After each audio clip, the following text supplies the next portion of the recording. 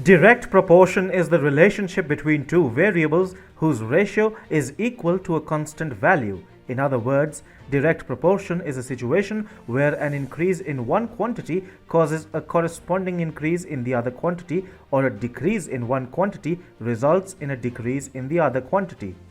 Here are some examples. The cost of the food items is directly proportional to their weight. The fuel consumption of a car is directly proportional to the distance traveled. We all also know distance is directly proportional to time. Furthermore, the circumference of a circle is directly proportional to its diameter. But here's an even more intriguing example. Chinese vaccines are directly proportional to economic collapse. Chinese vaccines are directly proportional to more COVID-19 infections. Chinese vaccines are directly proportional to the colonization of a host country and its ruination. Hi and welcome. This is TFI Global, the foreign affairs and geopolitical analysis arm of the TFI Media Group. I am your host Sanbir Ranhotra, and in this video I will tell you how Malaysia's economy is about to collapse due to China's COVID-19 vaccines. Let's begin. The subject of economics is deeply entwined with the social realities and developments in the concerned country's society. It is through this perspective that one should view the current economic debacle in Malaysia. If one takes a bird's eye view of the economic situation in Malaysia, it is turning from bad to worse. The pandemic was already a shocker for the Malaysian economy, just like it was for the whole world. However, the situation in Malaysia has become worse as foreign companies and trade associations have registered their extreme criticism. With the industries in a state of inactivity, the economy seems on the verge of collapse, and the most obvious thing to blame are the Chinese vaccines, which have turned out to be ineffective against the Delta variant, making it hard for the country to open up.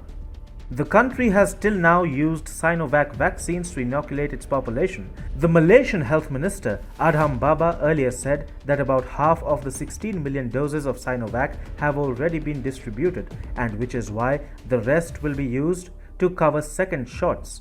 But no new imports will be made of the same vaccine. However, the damage is already done, as the arrival of the Delta variant has happened at a time when most of the inoculations were of Sinovac vaccines.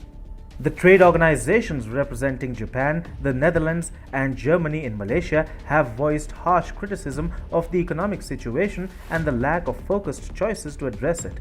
They have also warned of the coming economic tragedy in the near future. However, courtesy of Chinese fake vaccines, Malaysia has found itself between a rock and a hard place. If the foreign companies leave Malaysia and other Southeast Asian economies provide them with more lucrative options, they will most certainly not come back. However, if they accede to the requests of these trade associations and open up the country, then the situation would turn from worse to dire, given how the Delta variant is wreaking havoc in the country. Malaysia is quite literally at a point of no return, and in one way or another, it has invited a grave economic collapse upon itself. The reason behind this is very clear, and that is the inoculation of a large population with fake Chinese vaccines, which has turned out to be a flop show when it comes to emerging coronavirus variants.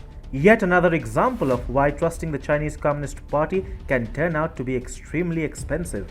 The Malaysian Chamber of Commerce and Industry, the Japan External Trade Organization, the Malaysian German Chamber of Commerce and Industry, and the Malaysian Dutch Business Council have all written scathing letters to Malaysian Prime Minister Muhyiddin Yassin, criticizing his government's COVID containment strategy and its implementation. These trade organizations have an extensive list of concerns, the majority of which revolve around poorly formulated movement control orders, a lack of knowledge of industry needs, and bad implementation. The ultimate line is that their members, as well as the billions of dollars in business investment that they represent, may be forced to leave. However, Malaysia is currently in the grip of the coronavirus and its mutations. As per Nikkei Asia, Malaysia is experiencing nearly 20,000 cases every day. Even after 1.5 months of severe lockdown, the situation has not improved. Reports suggest that medical staff are overworked and discouraged. The report also mentioned that the corridors of hospitals are used to place beds. There is a purported shortage of oxygen. Intensive care units are not up to scratch. The death toll is growing, with daily deaths already exceeding 200 for the first time since the outbreak began. The situation is so bad that even the number of those who commit suicide is likely on the rise. The country has long depended on foreign direct investment and paid scant attention to the economy's foundations. This had already made the economy highly dependent on foreign investors and companies, and as they are threatening to move out of the country, it will lead to a catastrophic economic disaster which will spill on to other walks of life too. Malaysia has come to such a situation because of its belief in the Chinese vaccines. But it is the very thing that has brought the whole country to its knees, and going ahead, the only option is a slow but steady economic collapse.